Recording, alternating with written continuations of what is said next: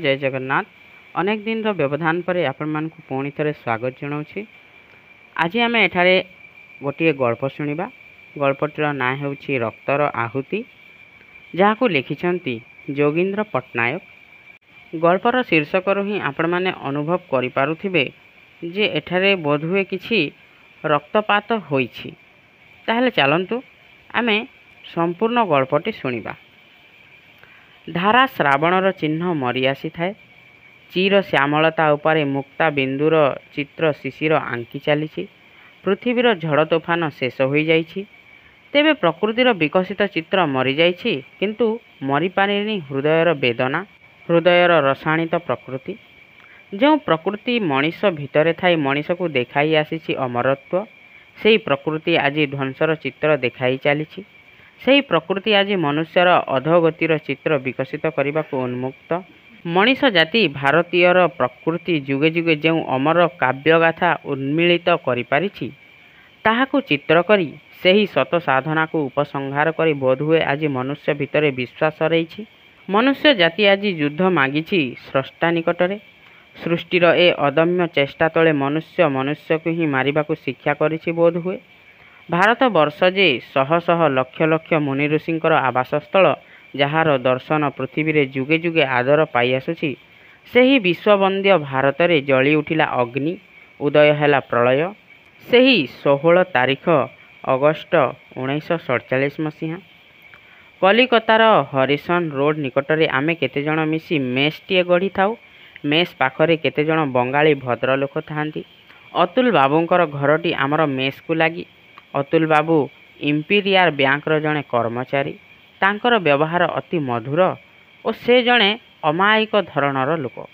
मु तांको सहित आलापरे अनेक समय कटाए। तांको टिकी झियो राणी मो सहित बेस मिसे खेले। से मते तार जेपरी एक अंतरंग बंधु बोली धरी नहीं थाए। अतुल बाबूंकर उच्च शिक्षिता स्त्री मध्य मते खूब भल पाती। ए दुई जनकर भल पाइबा जेते मते बांधी पारि नथिला, राणीर बंधन सेते निबिड़ निरवच्छिन्न होई उठिथिला। कॉलेज रु आसिला बेलकु ता लागी प्रतिदिन किछि ना किछि आणे। कॉलेज रु आसिले से मो पाखकु आसे।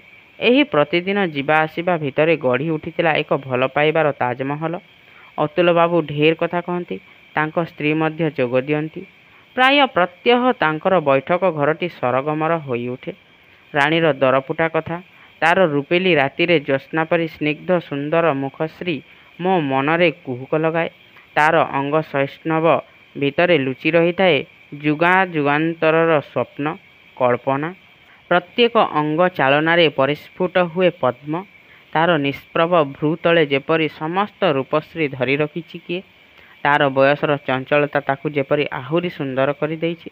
संध्या होई आसे, रास्ताटा सरगमर होई उठे। राणी पाखकू आसी कहे, दादा घूरते जाबो। तार अलिअल कथा भितर मो मन हजि जाए। ताकू धरी बुली बाहारे। प्रतिदिनर घटनावली से मते कहे। जेउ दिन निर्यातना पाई थाए, कथाटा कही सारी मो आड़कू अनाए जेपरी से मो ठारू परिसमाप्तिटाकू शुणिबाकू चाहे। मु ताकू आश्वासना दिए। अतुल बाबू निकटरे ता लागी ओकिलाती करिबी बोली मध्य जणाए। से हसे। तार सेई असरंती हास्य भितरे लुचि रही थाए जुग जुगांतरर कमनीय मधुरता। भारतर गगन निष्प्रभ होई उठिछि कलंक बौदरे आच्छादित होई। आकाशर उज्ज्वल तारका मलिन होई उठिछि। देशर महात्मा मानकर उपदेश, साधु साधु शब्द पागलर प्रलाप विवेचित होइछि। समग्र पृथ्वीर शिक्षागुरु ए भारत। निजर सभ्यता गुरुत्व भूली जाई रक्त पिपासु होई उठिछि। मनीष मनीष भितरे युद्ध लागिछि। भारतीय बक्षरे छुरी मारिबाकू प्रयास करिछि।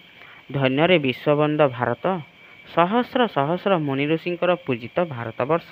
सेप्टेम्बर 12 तारिख। कॉलेजटा बेसी दूर नुहे।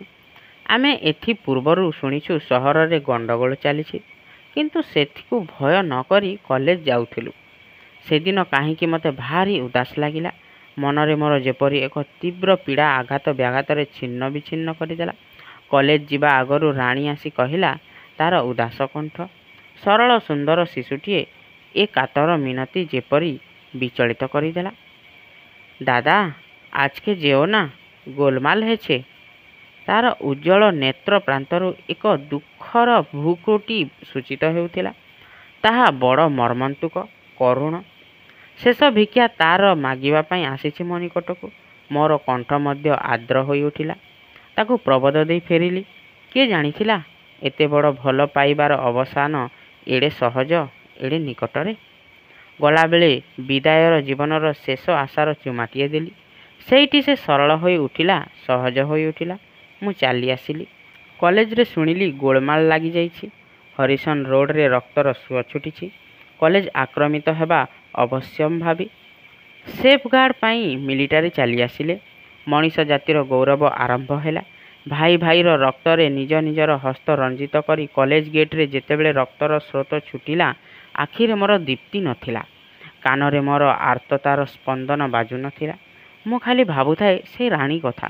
ତାର ସରଳ ସହଜ ମୁଖର ପ୍ରତିବିମ୍ବ ଫେରି ଫେରି ନାଚି ଉଠୁଥିଲା ଆଖି ଆଗରେ।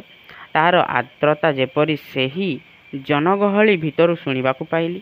ଦୁଇଥର ଯିବାକୁ ଚେଷ୍ଟା କଲି, କିନ୍ତୁ କେତେଗୁଡ଼ିଏ ପ୍ରତିବନ୍ଧକ ମୋର ପଥରେ ସ୍ତମ୍ଭ ରୂପେ ଠିଆ ହେଲା। ଗଗନପୁରୀ ଶବ୍ଦ ଉଠୁଛି, ଆଲ୍ଲାହୁ ଆକବର, ଜୟ ହିନ୍ଦ। ତାପରେ ରକ୍ତର ସ୍ରୋତ ବହି ଚାଲିଛି। ମନୁଷ୍ୟ ସମାଜ ସଭ୍ୟତାର ଚରମ ବିକାଶରେ ଉପନୀତ। ମନେ ହେଲା ତାର ଏଇ ବୈଷ୍ଣବୀ ନୃତ୍ୟ ତାଳରେ ନାଚି ଉଠନ୍ତି, ଝଞ୍ଜା ଆଣନ୍ତି, ପ୍ରଳୟ କରନ୍ତି। ସେଦିନ ଗଲା। ତା ଆରଦିନ ସନ୍ଧ୍ୟାରେ ବସାକୁ ବାହାରିଲି। ଆମେ ଠିକ୍ କଲୁ ପଳାଇ ଯିବା। ବସା ନିକଟରେ ମଟର ପହଞ୍ଚିଲା ପରେ ଓହ୍ଲାଇ ଆସି ଅତୁଲ ବାବୁଙ୍କ ଘରକୁ ଚାଲିଲି। ନୟନ ମୋର ନିସ୍ତେଜ ହୋଇଗଲା।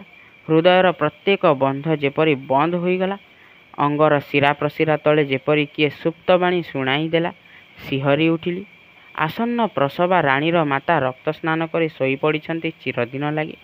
ପିଣ୍ଡାଟା ରକ୍ତରେ ମଖା ହୋଇଛି। ନଗ୍ନ ମୂର୍ତ୍ତି, ଗର୍ଭରେ ତାର ଶିଶୁ। ମନେ ହେଉଥିଲା ନିର୍ଯାତିତା ପତିତ ହୋଇଛନ୍ତି ସେ। ଦୁଆର ନିକଟରେ ପଡ଼ିଛି ରାଣୀ। ରାଣୀର ବୁକୁରେ ଏକ ତୀବ୍ର ଛୁରୀ। ନିକଟରେ ତାର ପିତା ଅତୁଲ ବାବୁ। ଭାବି ପାରିଲିନି କ'ଣ ଦେଖୁଛି। ହାୟରେ ମନୁଷ୍ୟର ସଭ୍ୟତା। ସୁକୁମାର ଶିଶୁ। ଆସନ୍ନ ପ୍ରସବା ନାରୀ ବକ୍ଷରେ ଛୁରୀ ମାରିବା କ'ଣ ସେଇ ଆଦିମ କାଳରୁ ସ୍ତରେ ସ୍ତରେ ଶିକ୍ଷା ହୋଇ ଆସିଛି? ରାଣୀ। ଅସ୍ପଷ୍ଟ ବେଦନାରେ କଣ୍ଠ ମୋର ଆର୍ଦ୍ର ହୋଇ ଉଠିଲା। ଡାକିଲି, ହେ ରୁଦ୍ର, ହେ ଶିବ, ରକ୍ଷା କର। ହେ ବ୍ରହ୍ମା, ହେ ସ୍ରଷ୍ଟା, ଆସ, ପ୍ରଳୟ କର। ହେ ମହାଦେବ, ତୁମର ସେଇ ଭୈରବ ଡମ୍ବରୁ ବଜାଅ, ପ୍ରଳୟ କର, ଝଞ୍ଜା ସୃଷ୍ଟି କର। ଏ ମଣିଷ ସମାଜକୁ ନିର୍ବାଣ କରିଦିଅ। ସୁଶୀଲ ଡାକିଲା, ଚାଲିଆ, ବିପଦ। ବୁକୁ ଭିତରୁ ଏକ ଅଗ୍ନି ପ୍ରଜ୍ୱଳିତ ହେଲା। ଭାବିଲି, ନା ନା, ଏ ପଶୁଠାରୁ ହୀନ ସମାଜକୁ ଗ୍ରହଣ କରିପାରେନା। ସୁଶୀଲ ମୋତେ ଜୋର କରି ଟାଣିନେଲା। ଶେଷ ଥର ପାଇଁ ରାଣୀକୁ ଚୁମ୍ବନ କଲି। ଡାକିଲି, ରାଣୀ। ଯେପରି ସେ ଉତ୍ତର ଦେଲା, ଦାଦା।